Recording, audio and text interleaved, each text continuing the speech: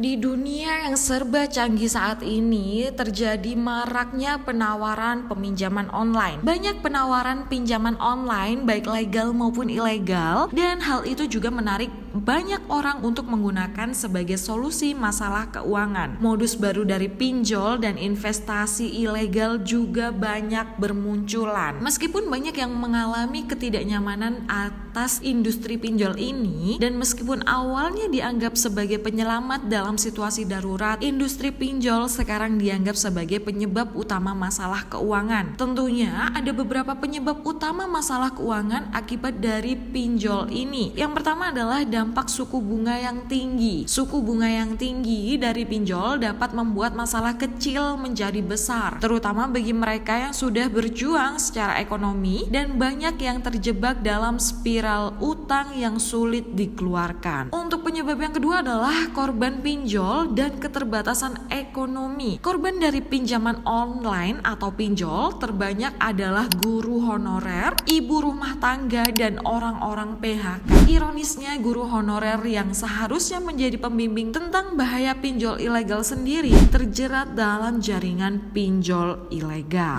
Nah, yang ketiga adalah buy now pay later atau BNPL. Fenomena baru muncul dengan model BNPL yang menarik konsumen konsumtif dengan potensi penghematan atau keuntungan. Nah, dalam hal ini nih, generasi milenial atau generasi Z merupakan kelompok utama pengguna BNPL. Bagaimana dengan kamu? Coba deh tulis di kolom komentar ya. Nah, yang selanjutnya adalah tren penggunaan BNPL. Indonesia sendiri memimpin dalam tren penggunaan BNPL di Asia Tenggara dengan jumlah penggunaan yang terus meningkat. Dan menurut OJK, jumlah kontrak penggunaan BNPL ini juga terus meningkat dari tahun ke tahun. Selanjutnya adalah resiko konsumsi impulsif. Penggunaan BNPL dapat mendorong konsumtif yang impulsif, menyebabkan masalah keuangan yang serius di masa depan. Diskon besar, opsi bayar nanti, dan kurang kesadaran tentang pembayaran lunas adalah faktor-faktor yang meningkatkan resiko konsumtif impulsif.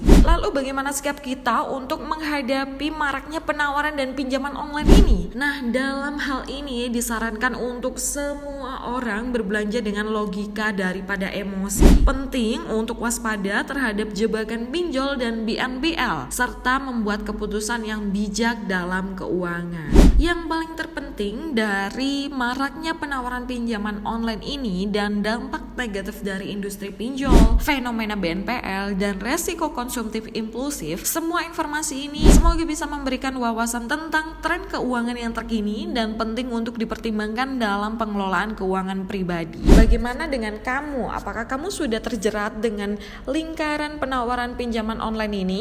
Upscale your business now bersama Business Up.